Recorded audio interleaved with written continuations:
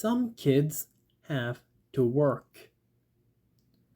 It wasn't until 1918 that every state in the US had laws requiring kids to go to and finish elementary school.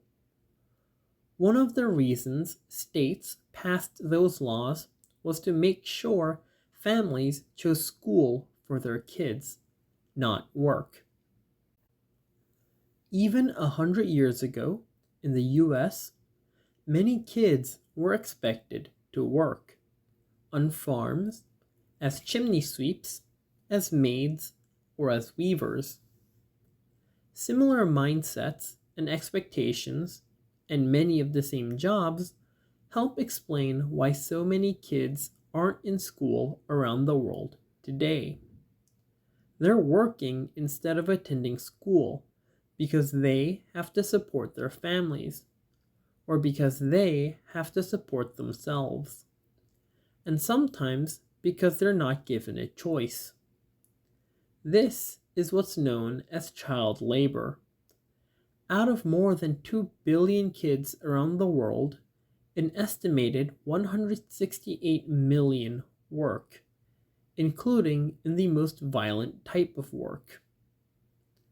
There are approximately 250,000 child soldiers around the world, many of whom are kidnapped and others who join militaries or armed groups for protection during horrible wars.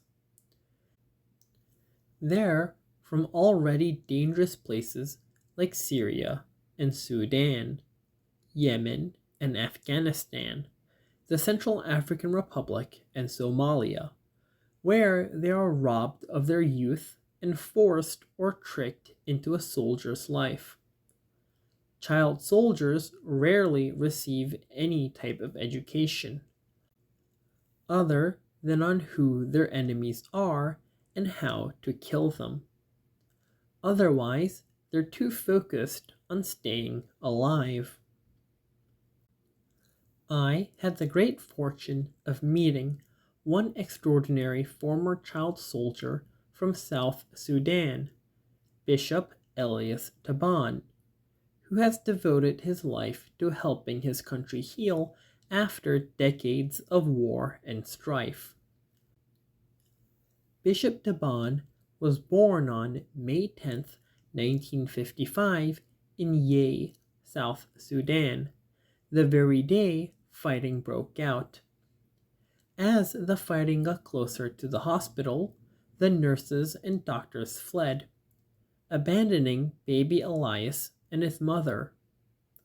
Elias's mother took him and ran too, hiding in the jungle for 3 days until they could safely emerge.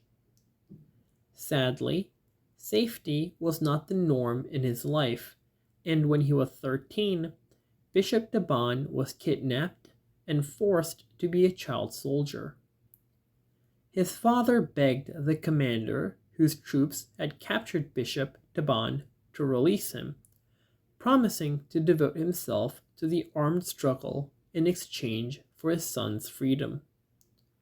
Eventually, the commander agreed, and young Elias was brought to the Sudan-Uganda border. He walked alone into Uganda, where he was found and rescued by UN staff.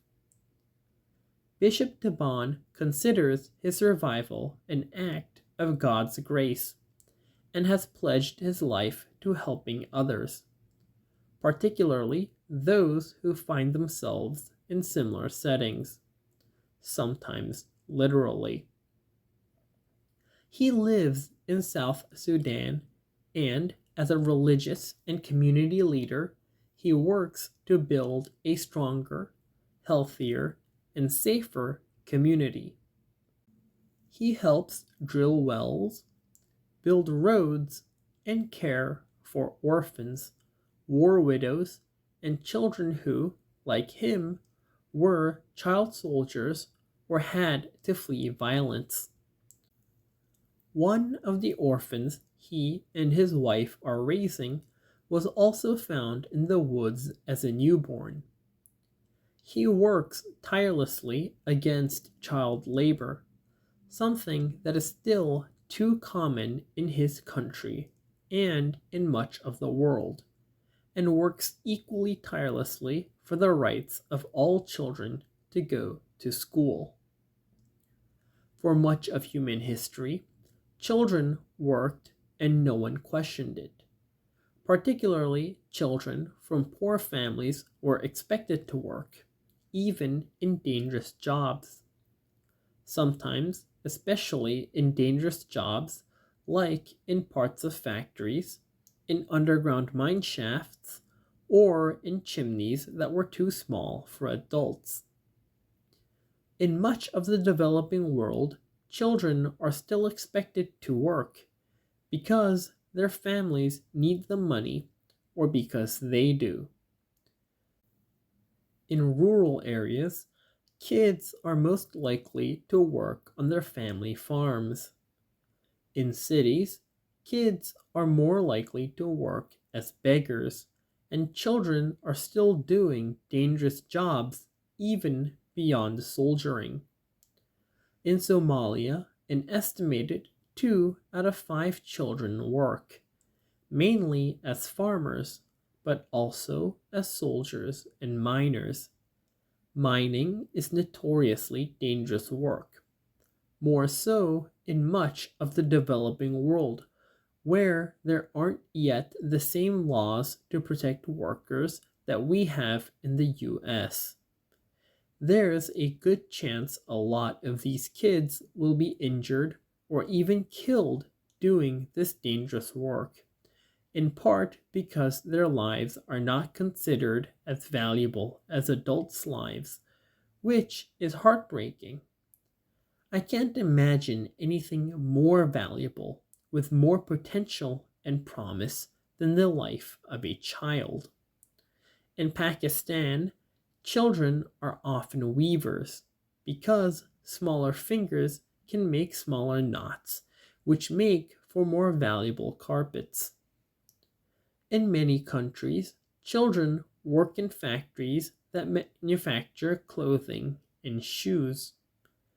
American kids under 14 are allowed to work in limited settings, like babysitting, in agriculture, or for a parent, but not in dangerous places like factories.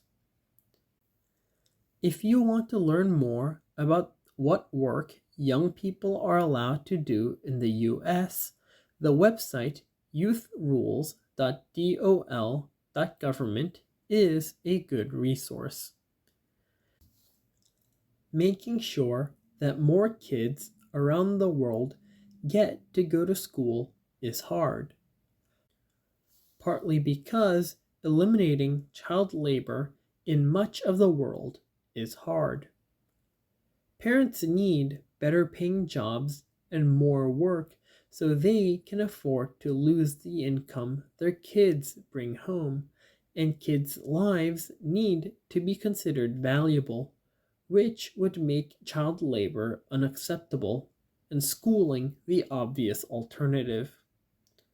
Until around 1940, child labor, not just babysitting or minding the counter at your parents' store, was a part of American life.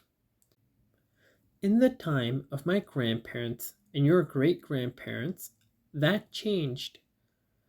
And while more than 500,000 kids still regularly do farm work and thousands more do other work, I had my first paid babysitting job at 11.